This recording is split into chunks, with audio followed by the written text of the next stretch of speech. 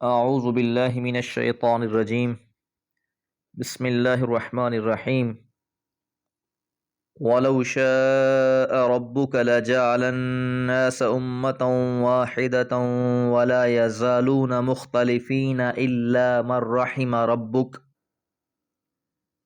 وَكَذَلِكَ خَلَقَهُمْ وَتَمَّتْ كَلِمَةُ رَبِّكَ لَأَمْلَأَنَّ جَهَنَّمَ مِنَ الْجِنَّةِ وَالنَّاسِ أَجْمَعِينَ وَكُلًّا نَقُصُّ عَلَيْكَ مِنْ أَنْبَاءِ الرُّسُلِ مَا نُثَبِّتُ بِهِ فُؤَادَكَ وَجَاءَكَ فِي هَذِهِ الْحَقُّ وَمَوْعِظَةٌ وَذِكْرَى لِلْمُؤْمِنِينَ۔ سورہ ہود آیات 118 سے 120۔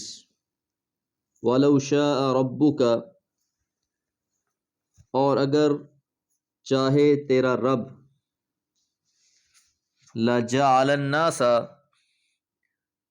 ضرور بنا دے لوگوں کو، امتم واحدہ، ایک ہی گروہ، ایک ہی جماعت، ایک ہی امت۔ یعنی اگر اللہ سب کو ایک ہی امت بنا دینا چاہتا تو وہ ایسا کر سکتا تھا، کوئی اس کا ہاتھ پکڑنے والا نہیں تھا، لیکن اس نے ہدایت اور گمراہی کے معاملے میں اس جبر کو پسند نہیں فرمایا، بلکہ اس نے نیکی اور بدی دونوں کو ان کے انجام کی تفصیل کے ساتھ لوگوں کے سامنے رکھ دیا ہے، اور اختیار دے دیا ہے انہیں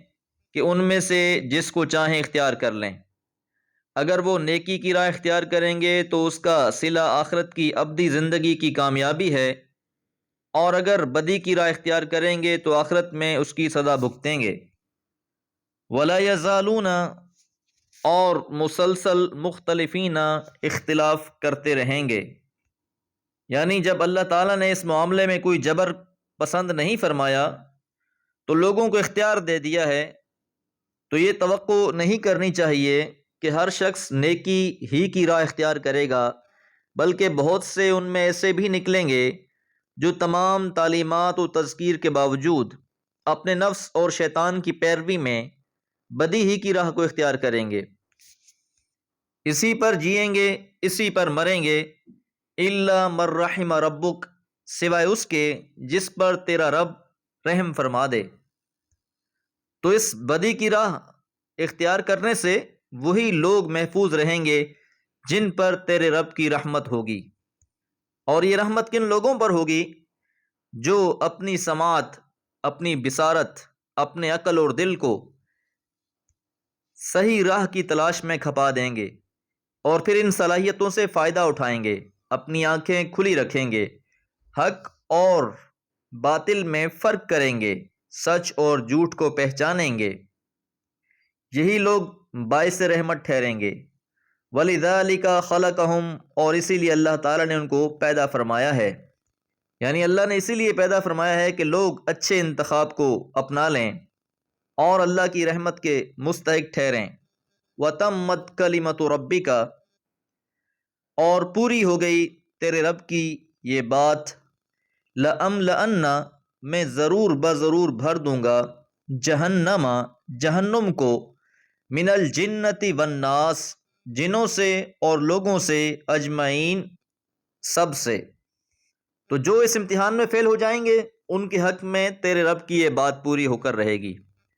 کہ جہنم کو جنوں اور انسانوں سے بھرا جائے گا۔ یہ اللہ تعالیٰ نے اس قول کا حوالہ دیا ہے جو ابلیس کے جواب میں ارشاد فرمایا تھا۔ ابلیس نے جب حضرت آدم علیہ السلام کو سجدے سے انکار کرتے ہوئے اللہ تعالیٰ سے کہا تھا کہ میں ذریت آدم پر ایسے گھیرے ڈالوں گا کہ تو ان میں سے اکثر کو اپنا شکر گزار نہیں پائے گا، تو جواب میں اللہ نے فرمایا تھا کہ پھر تمام ایسے جنوں اور انسانوں سے جہنم کو بھر دوں گا۔ وَكُلًّا نَقُصُّ عَلَيْكَ، اور یہ سب باتیں نقص، ہم بیان کر رہے ہیں، علیک، آپ پر، من انباء الرسل، رسولوں کی خبروں میں سے، رسولوں کے جو واقعات ہیں مختلف وہ اللہ تعالیٰ آپ کو بیان کر رہے ہیں۔ حضرت ابراہیم علیہ السلام اور ان کی قوموں کی جو تفصیل بیان ہوئی ہے ان کی طرف اشارہ کرتے ہوئے فرمایا جا رہا ہے کہ یہ اس لیے سنا رہے ہیں کہ ان کے وہ پہلو آپ کے سامنے لائے جائیں تاکہ آپ کا دل مضبوط ہو جائے، ما نثبت بہ فؤادک، جس کے ذریعے سے ہم آپ کے دل کو تقویت پہنچائیں گے، مضبوطی عطا فرمائیں گے۔ تو ہر واقعے میں یہی بات سب سے اہم تھی کہ انبیاء کے مقابلے میں لوگ آئے اور پھر نتیجہ یہی نکلا کہ اللہ تعالیٰ نے حق کو غلبہ عطا فرمایا۔ وجاءک، اور آیا ہے آپ کے پاس، فی ہذہ الحق کو، اس کے ذریعے سے حق، وموعظۃ، اور نصیحت ہے، وذکریٰ، اور یاد دہانی ہے، للمؤمنین، مومنین کے واسطے، کہ اطمینان رکھو کہ ان واقعات سے حق کے غلبے اور باطل کی شکست کی جو تاریخ تمہارے سامنے آئی ہے، یہ تمام تر حقائق پر مبنی ہے، ایسا ہی ہوا ہے اور ایسا ہی ہوگا، یہ اللہ تعالیٰ کی سنت رہی ہے، اس میں کوئی تبدیلی نہیں ہے۔ اور ان واقعات میں نصیحت ہے، یاد دہانی ہے ایمان لانے والوں کے لیے کہ مخالفتوں کے جو طوفان ہیں بالآخر وہ ختم ہو جائیں گے اور حق نے غالب ہو کر ہی رہنا ہے۔ اللہ تعالیٰ سے دعا ہے اللہ تعالیٰ حق پر قائم رہنے والا بنائے۔ وما علیہ الا البلاغ۔ اعوذ باللہ من الشیطان الرجیم، بسم اللہ الرحمن الرحیم۔ وَقُلْ لِلَّذِينَ لَا يُؤْمِنُونَ اعْمَلُوا عَلَى مَكَانَتِكُمْ إِنَّا عَامِلُونَ وَانتَظِرُوا إِنَّا مُنتَظِرُونَ وَلِلَّهِ غَيْبُ السَّمَاوَاتِ وَالْأَرْضِ وَإِلَيْهِ يُرْجَعُ الْأَمْرُ كُلُّهُ فَاعْبُدْهُ وَتَوَكَّلْ عَلَيْهِ وَمَا رَبُّكَ بِغَافِلٍ عَمَّا تَعْمَلُونَ۔ سورہ ہود، آیات 121 سے 123، اور یہی اختتام ہے سورہ ہود کا۔ وقل، اور آپ کہہ دیجئے، للذین، ان لوگوں سے، لا یؤمنون، جو ایمان نہیں لاتے، اعملوا،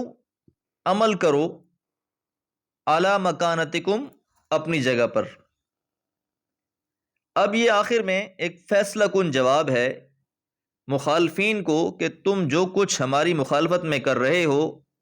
یا کرنا چاہتے ہو کر لو، اور ہم بھی دعوت حق کے جس کام کو کر رہے ہیں تمہاری تمام مخالفتوں کے باوجود ہم بھی کرتے رہیں گے۔ وانتظروا، تم بھی منتظر رہو، انا، یقیناً ہم، منتظرون، انتظار کرنے والے ہیں، تم بھی منتظر ہو اور ہم بھی منتظر۔ اگر تم عذاب کا مطالبہ کر رہے ہو تو اس کا انتظار کرو، ہم بھی اس کے انتظار میں ہیں، اس لیے کہ وہ تمام علامتیں جو کسی قوم کو مستحق عذاب بنا دیتی ہیں وہ تم میں ایک ایک کر کے نمایاں ہو رہی ہیں، لیکن عذاب بھیجنا اب یہ اللہ تعالیٰ کا کام ہے، وہی جانتا ہے کہ کب بھیجا جائے گا، اس لیے فرمایا وَلِلَّهِ غَيْبُ السَّمَاوَاتِ وَالْأَرْضِ، کہ اللہ ہی کے لیے ہے زمین و آسمان کے غیب کا علم، وَإِلَيْهِ يُرْجَعُ الْأَمْرُ، اور اسی کی طرف لوٹتے ہیں تمام امور کا جو مرجع ہے وہ اللہ کی ذات ہی ہے۔ تو یہ آخر میں سارا معاملہ اللہ تعالیٰ کے حوالے کر کے ہمتاً اس کی عبادت میں سرگرم رہنے اور اس پر پورا پورا بھروسہ کرنے کی ہدایت فرمائی گئی ہے، اس لیے فرمایا فَاعْبُدْهُ، پس اسی کی عبادت کرو، وَتَوَكَّلْ عَلَيْهِ، اور اسی پر بھروسہ کرو۔ تو جس طرح پہلے بھی یہ بات واضح کی گئی کہ ان واقعات کا مقصد ایک طرف تو رسول اللہ صلی اللہ علیہ وسلم کو پچھلی امتوں کے حالات بیان کرنا، دوسرا مومنین کو، اہل ایمان کو حوصلہ دینا، اور تیسرا مشرکین مکہ کو اس طرف توجہ دلانا کہ اگر تم سے جو پہلے والی قومیں تھیں انہوں نے اپنے وقت کے انبیاء کی مخالفت کی اور نتیجہ یہ نکلا کہ اس مخالفت کی پاداش میں وہ سب کے سب ہلاک کر دیے گئے، برباد کر دیے گئے۔ اب ان آیات میں اہل مکہ سے بھی یہی کہا جا رہا ہے کہ تم بھی جو عمل کرنا چاہتے ہو کرتے رہو، ہم بھی عمل کرنے والے ہیں، تمہاری اپنی راہ ہے، ہماری اپنی راہ ہے۔ رہی بات عذاب کی، کیونکہ اہل مکہ نے بھی بالآخر یہ بات کہنا شروع کر دی تھی کہ محمد صلی اللہ علیہ وسلم جس عذاب سے آپ ہمیں بار بار ڈراتے ہیں اس عذاب کو لے آئیے، تو کہا گیا کہ وَانتَظِرُوا اِنَّا مُنتَظِرُونَ، تم بھی منتظر رہو اور ہم بھی منتظر ہیں، کیونکہ کسی قوم پر عذاب لانا یا نہ لانا یا کب لانا، یہ سارے کے سارے معاملات اللہ کے ہیں، اس لیے زمین اور آسمان کی جو بھی غیب کی خبریں ہیں وہ اللہ تعالیٰ جانتا ہے، اور سارے کے سارے معاملات بھی اللہ کے اختیار میں ہیں۔ جب وہ بہتر سمجھے گا تو یہ معاملہ بھی پھر دور نہیں۔ اور ساتھ آپ کو یہ نصیحت کی جا رہی ہے کہ آپ خالص اللہ تعالیٰ کی عبادت کرتے رہیں، بندگی کرتے رہیں، اور اسی کی ذات پر توکل اور بھروسہ بھی کرتے رہیں۔ اور یاد رہے کہ جو بھی شخص اللہ کی ذات پر توکل کرتا ہے اللہ تعالیٰ اس کے لیے کافی ہو جاتا ہے۔ وَمَن يَتَوَكَّلْ عَلَى اللَّهِ فَهُوَ حَسْبُهُ، کہ جو شخص بھی اللہ کی ذات پر توکل کرے اللہ تعالیٰ اس کے لیے کافی ہو جاتا ہے۔ اور ایسے لوگوں کو اللہ تعالیٰ پھر ایسی جگہوں سے رزق عطا فرماتا ہے جو ان کے وہم و گمان میں بھی نہیں ہوتی۔ وَمَا رَبُّكَ، اور نہیں ہے تیرا رب، بِغَافِلٍ، بے خبر، عَمَّا تَعْمَلُونَ، جو تم عمل کر رہے ہو۔ اللہ تعالیٰ ہر حالات سے واقف ہے اور ہر کسی سے باخبر ہے، تو جو تم عمل کر رہے ہو اللہ تعالیٰ اس سے بھی خوب خوب واقف ہے۔ وہ ہر منزل اور ہر گام پر تمہارے ساتھ ہے، وہ تمہاری رہنمائی فرمائے گا اور ہر مشکل میں تمہاری مدد بھی فرمائے گا۔ ان کلمات کے ساتھ اللہ تعالیٰ نے سورت کا اختتام کیا۔ اللہ تعالیٰ سے دعا ہے جو ہم نے پڑھا ہے اللہ تعالیٰ اسے اپنی بارگاہ میں قبول فرمائے اور اس قرآن کو ہمارے لیے دنیا اور آخرت کی کامیابیوں کا ذریعہ بنا دے۔ وآخر دعوانا ان الحمد للہ رب العالمین۔